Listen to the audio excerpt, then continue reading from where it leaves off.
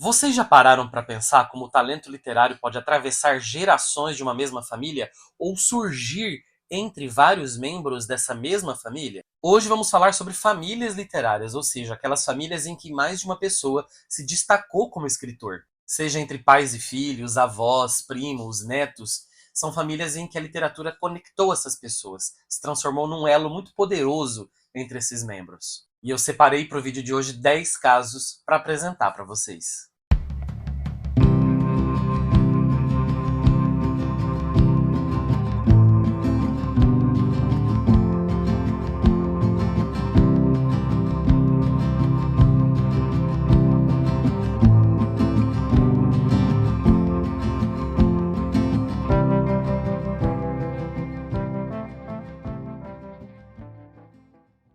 E aí, pessoal, tudo bem com vocês? Sejam muito bem-vindos e muito bem-vindas a mais um vídeo aqui da Acrópole.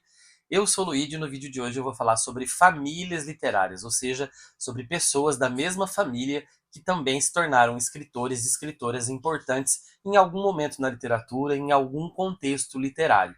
Vale ressaltar que eu não estou falando de casais literários, inclusive eu publiquei recentemente um vídeo aqui falando sobre pessoas que se relacionaram, né, e se transformaram num casal, seja de maneira oficial, casando mesmo, ou tendo um relacionamento, sei lá, conturbado, um affair, etc., mas que se transformaram, né, que uniram aí amor e literatura. Não é o caso desse vídeo aqui. Esse vídeo aqui é para falar de grau de parentesco mesmo, sanguíneo entre pessoas, né, que se tornaram em algum momento escritores e escritoras importantes. Se você gosta desse tipo de conteúdo, de curiosidade sobre escritores e literatura, eu convido você a se inscrever no canal, ativar as notificações e já dar um like aqui no vídeo. Já vamos começar com o sobrenome de peso. Vamos começar com o sobrenome Tolstói, né, o sobrenome russo. Aqui a relação é entre Lev Tolstói e Tatiana Tolstaia. A Tatiana Tolstaia é bisneta de Alexei Tolstói, que era primo de Lev Tolstói. Ou seja, o Tolstói era tio bisavô dela, uma coisa assim.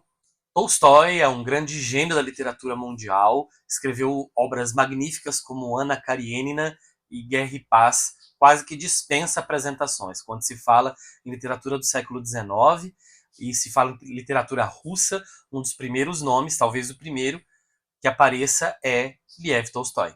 Tatiana veio bem depois, ela escreveu já no final do século XX, começo do século XXI, e no Brasil ela tem um livro publicado pela editora 34, que inclusive é especialista em russo, né, em escritores russos, com o título No Degrau de Ouro. Eu ainda não li a Tatiana, mas dizem que ela tem um estilo próprio, não tem nada a ver com o estilo do tio bisavô aí, e também pudera, né, escrevendo aí quase que um século depois, de fato, a literatura muda muito e, enfim, não faria muito sentido ter um estilo parecido. Mas vai aí o primeiro grau de parentesco. Esse é um grau, confesso, um pouco distante, mas, de fato, eles têm laços sanguíneos.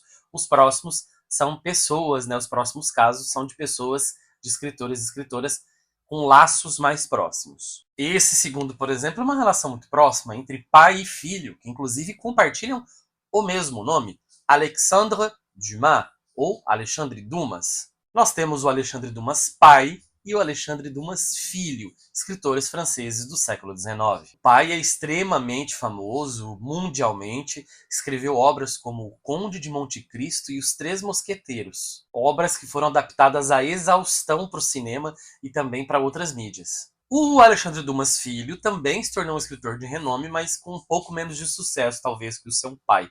Ele é muito famoso pela peça A Dama das Camélias, que também foi adaptada, né, para o cinema, para a ópera, e é muito conhecida por ser a inspiração da ópera La Traviata. Tem estilos diferentes, mas deixaram as suas marcas na literatura francesa, sobretudo o pai. Saindo do século XIX e vindo da França para o Brasil, temos o caso de Érico Veríssimo e Luiz Fernando Veríssimo, outro caso aqui de pai e filho. Érico Veríssimo escreveu principalmente na primeira metade do século XX e é conhecido por obras como Incidente em Antares e também Olhai os Lírios do Campo. Ele gosta mais de escrever sobre sagas históricas do Brasil, como a saga O Tempo e o Vento, por exemplo, né? Já o filho adotou uma outra corrente, né? Um filho que se tornou um escritor bastante ácido, irônico, cômico, escrevendo sempre na chave do humor e escrevendo principalmente crônicas. Ele é conhecido, por exemplo, pelos seus livros O Analista de Bagé e Comédia da Vida Privada. Confesso que já dei boas risadas lendo Luiz Fernando Veríssimo, e eu me lembro, quando eu era um estudante de letras na faculdade, era um dos escritores que eu mais li, assim, eu li muita crônica dele. Dois gênios de estilos diferentes. Falando em Brasil, falando em crônica, falando em século XX, mais 20/21, trago aqui então a dupla também de pais e filhos, Mário Prata e Antônio Prata. Mário Prata, também cronista e também escritor de roteiros e outros gêneros. Se destacou, por exemplo, pelos livros Os Anjos de Badaró e Os Viúvos. Já seu filho produziu majoritariamente a sua literatura no século XXI e é um cronista de mão cheia. Muito divertido e ácido também. Já li 2 livros dele e me diverti muito lendo, gostei muito desses 2 livros, que se chamam Nu de Botas e também 30 e Poucos. E eu li 30 e Poucos quando eu tinha 30 e poucos anos. Nu de Botas é hilário. É uma família que tem o dom das palavras e também do sarcasmo e do humor. Aqui um caso interessantíssimo do século XIX na Inglaterra, onde 3 irmãs se tornaram escritoras.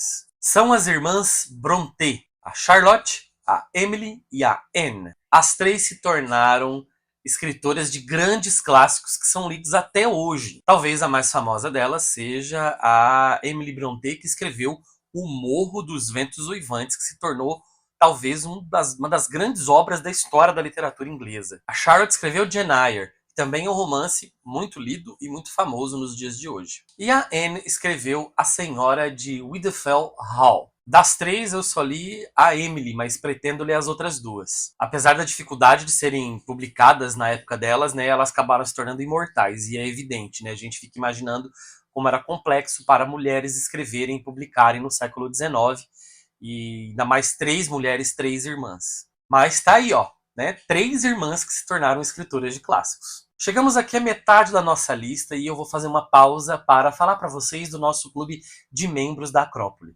Desde o começo desse ano nós temos um clube de membros que você pode fazer parte, né, doando aí um pequeno valor todo o mês. Se você clicar no botão Seja Membro aqui embaixo do vídeo, você vai ver todos os valores e vai ver todos os brindes, todas as coisas que você vai ganhar ao se tornar um associado da Acrópole. Essa é a maneira que eu encontrei para manter o canal vivo, né, e continuar produzindo conteúdo para vocês aqui. E lá você vai ter acesso a vídeos exclusivos, a vídeos antecipados e também alguns brindes. Então clica lá e venha fazer parte desse universo da Acrópole. Aqui um caso também importantíssimo, mostrando que o raio cai 3 vezes no mesmo lugar. A gente está falando sobre avó, filho e neta, escritores do século XX e XXI da Itália. O primeiro caso é da Natalia Ginzburg, conhecida por livros como Léxico Familiar e também As Pequenas Virtudes. A Natalia é considerada uma das grandes autoras da literatura italiana. Já o Carlos, seu filho, ele é historiador, então ele foi para a não ficção e escreveu os livros O Queijo e os Vermes e Os Andarilhos do Bem. E no século XXI nós temos a Lisa Ginzburg, que é filha do Carlos, e ela escreveu os romances Carapaz e Uma Pluma Escondida. Olha só que família importante, hein? 3 gerações de pessoas escrevendo. Olha que sangue nobre artístico essa família tem. Eu falei que as irmãs Brontë ficaram famosas, né, por serem 3 irmãs que escreveram, se tornaram imortais e clássicas. Aqui também tem outro caso de 2 irmãos que escreveram e se tornaram clássicos, inclusive eles escreveram juntos. Eu estou falando dos irmãos Grimm. Quando se fala escrita conjunta, talvez seja a dupla mais conhecida da história da literatura. E eles recolheram inúmeros contos de fadas que eram orais e populares na Europa, principalmente na Alemanha, e publicaram. Então, no livro Contos de Fadas dos Irmãos Grimm, a gente pode encontrar clássicos como Chapeuzinho Vermelho e Branca de Neve, por exemplo. Eles compilaram e trouxeram à luz para a população mundial, então, essas histórias que eram clássicas e já circulavam há séculos na literatura oral. Então, se não fosse os irmãos Grimm, talvez nem Disney existiria da maneira que a gente conhece, né? No vídeo sobre casais literários, eu falei sobre o Stephen King e a sua esposa, a Tabitha King. Mas esse vídeo aqui não é sobre casais, e sim sobre laços sanguíneos. Então, eu vou falar aqui do Stephen King e do seu filho Joe Hill, que também é escritor. Stephen King, conhecido por vários livros, inclusive adaptados ao cinema, a séries, Posso destacar aqui pelo menos, sei lá, 15?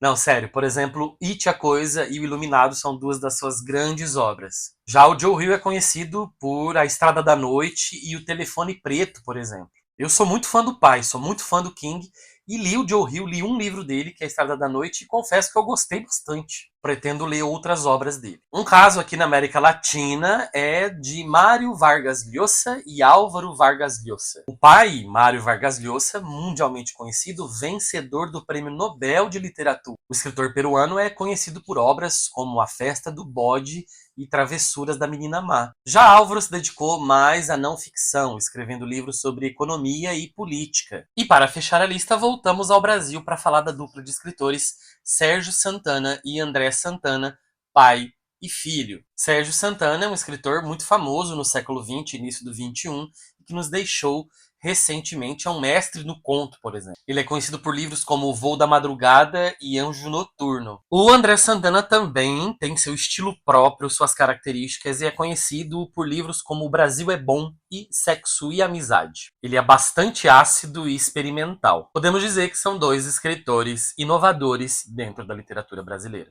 É isso, pessoal. Espero que vocês tenham gostado do vídeo. Se vocês acharem pertinente, posso fazer a parte 2 aqui, porque na minha pesquisa sobre grau de parentesco aqui entre escritores, eu encontrei mais do que 10. Eu selecionei esses 10, mas há muitos outros e eu posso trazer para vocês aqui numa parte 2. Então, se você achar interessante, escreva aí nos comentários. E no mais, fico por aqui. Nos vemos num outro vídeo.